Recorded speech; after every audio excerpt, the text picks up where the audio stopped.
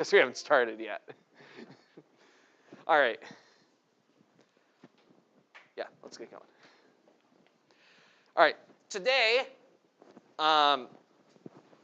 we are going to learn a slightly new type of test. What I mean by slightly new is that the null and alternative are going to look a little bit different. The name of the test is going to be different. And then everything else is going to be the same as we did on Friday. So the formula is going to be the same. The way that we calculate and check our conditions is going to be the same. The only difference is going to be the way that our null and alternative look. And this is going to be called a paired t-test. Okay? And notice it's called paired because the reason that is because this is used for a matched pairs design. So if you remember all the way back in chapter 4 when we talked about matched pairs, that was when we took a pair of data that went very closely together and grouped the data and paired them off and compared those pairs of data as our experiment. So something like we had reading scores, and we want to know, does a certain reading program help improve reading scores? So we take the same person and test their reading score before and test their reading score after, and then make the comparison from there. And what we're going to do is we're going to treat that as one variable, so it's still a single variable that is going to be the difference in the before and after. And so our null hypothesis is usually going to be that that difference is 0, that there's no difference. And then our alternative is going to depend on the problem. And it'll be called a paired t-test. Everything else is going to be the same. So let's run that down again and do an example here. Researchers designed an experiment to study the effects of caffeine withdrawal. They recruited 11 volunteers who were diagnosed as being caffeine dependent to serve as subjects. Each subject was barred from coffee, colas, and other substances for the duration. Capsules containing their normal caffeine intake. During another period, they took capsules with placebo. The order that they took the caffeine and placebo was randomized. At the end of each 2-day period, a test for depression was given for 11 of the subjects. Researchers wanted to know if whether being deprived of caffeine, if they're caffeine dependent, would lead to an increase in the depression scores. So that is what we are looking at.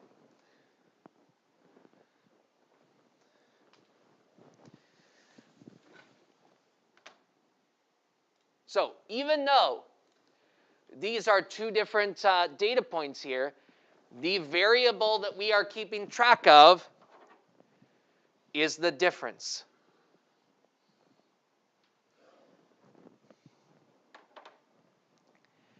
We are going to treat this as our variable. And we're going to call it mu. So mu is the mean difference in those scores. And that's what we'll do for our null and alternative.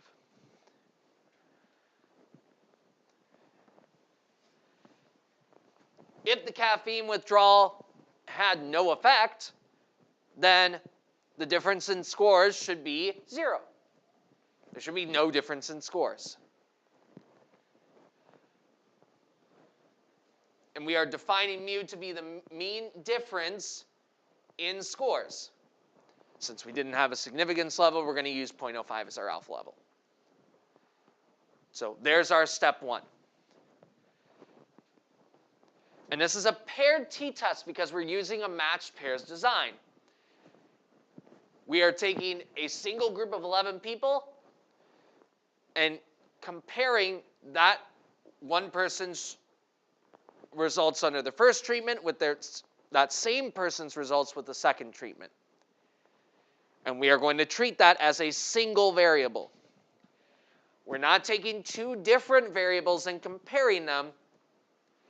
We're treating these as a single variable.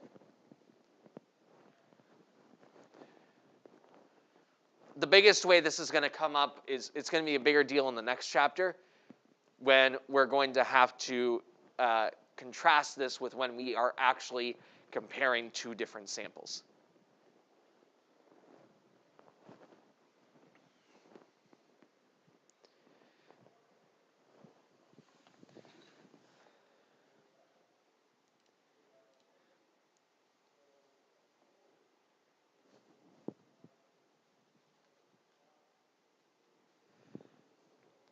But then the rest, we're going to call this a paired t-test, and then everything else about the problem is going to be the same as the t-tests we've been doing before.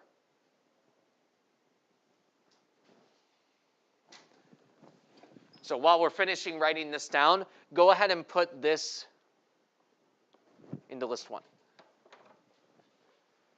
Because this is our variable. This is our variable of the difference.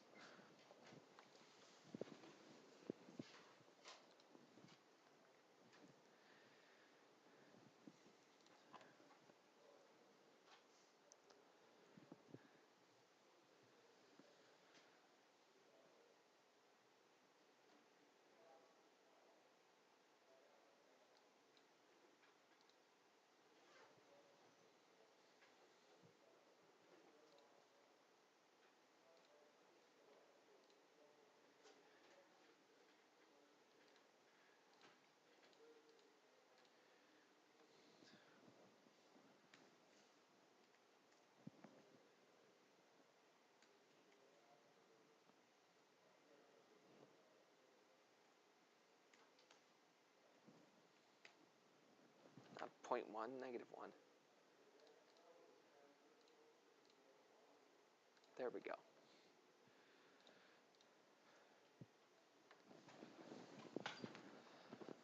I'm going to run down the conditions very quickly here. So get your picture taking ready, or go back and watch the video later. We're going to call it a paired t-test. Random. This was not a simple random sample. So if you say SRS or random sample of 11, then it's wrong. What was random about this process?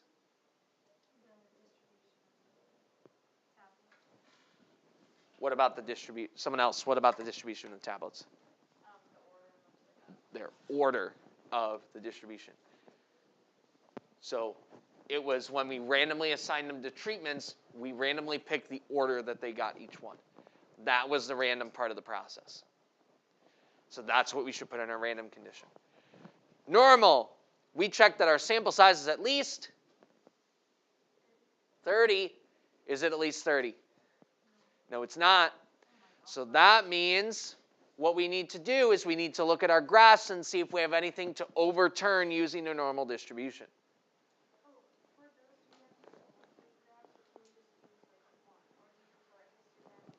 I would say the box plot and the normal probability plot would be the best ones to look at. Box plot to look for fairly symmetric. Normal probability plot should be pretty linear. Those are the two ones that I would look at.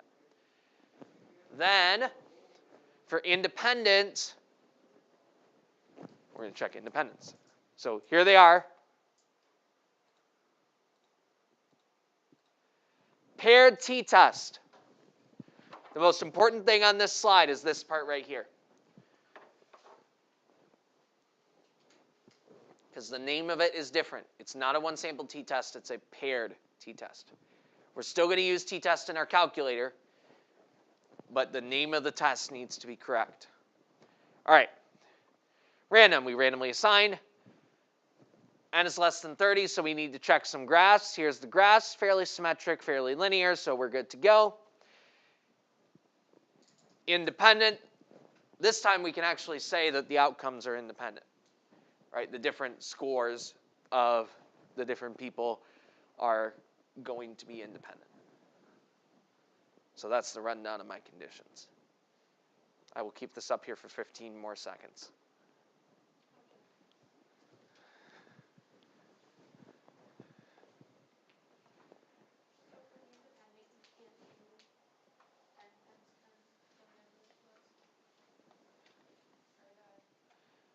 You can do the 10 times sample size, that's fine too. All right, here it goes.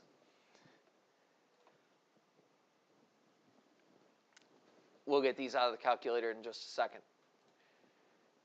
Formula, plug in the numbers. Answer, degrees of freedom. Make sure if you're using t-scores, you're putting degrees of freedom being 11 minus 1 is 10. And then there's the p-value. And let's get our last sentence. The p-value is less than our alpha level, 0.05. Remember, you're comparing it to the alpha level that you set in step 1. I saw some people on the quiz comparing it to like the null hypothesis or something else. You're comparing it to our alpha level, usually 0.05. So that 0.0027 is less than 0.05, which means we're going to reject, which means that there is enough evidence for the alternative, which is that the difference in the scores increases for the placebo group. So there is our sentence.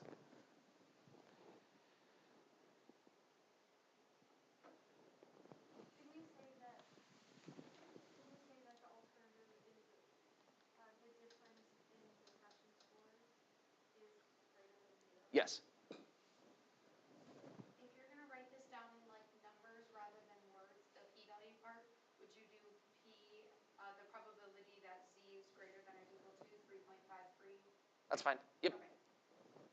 That T, not Z. We're using T. Yeah.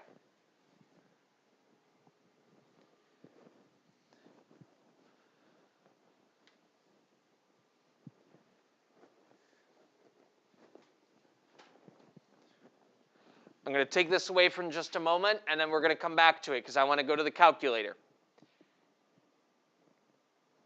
On the calculator,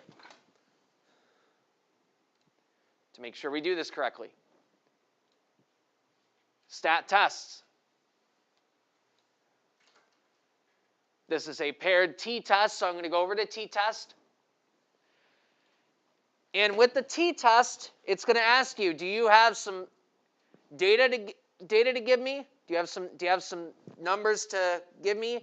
Or do you have some data in list 1 that you want me to use? Which one have we got? We got some data in list 1 that we want to use. Null hypothesis? 0. Where's the data? It's in list 1. My alternative was that it was greater than 0.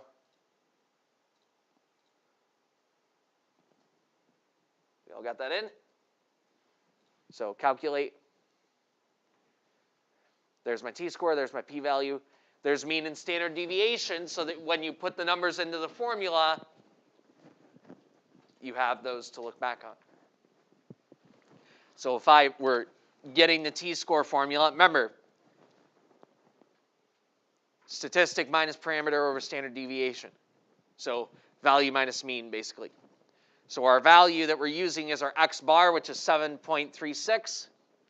So sorry, formula, then plug in the numbers. It's going to be x bar minus mu of the null hypothesis over, what's our standard deviation? Our standard deviation should be s sub x over a square root of n. Right? That's how we can get that formula from the stuff in the formula sheet.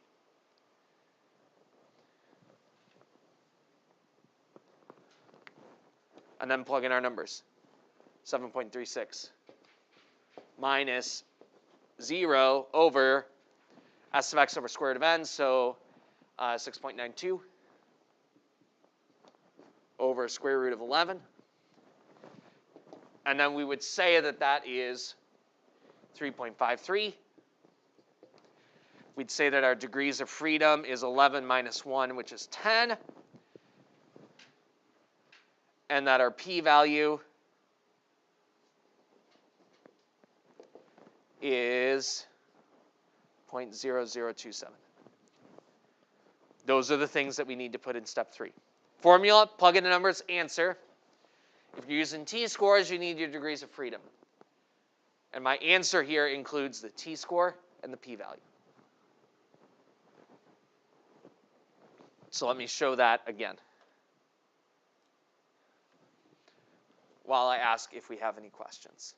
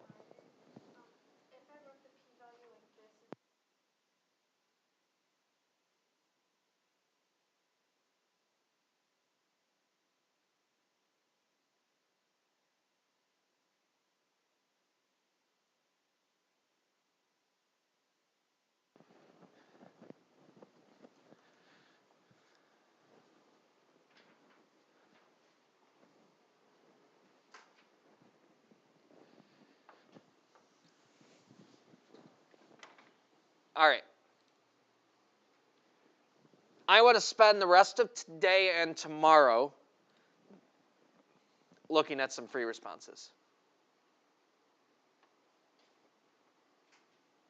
So I want you to have out a separate piece of paper here,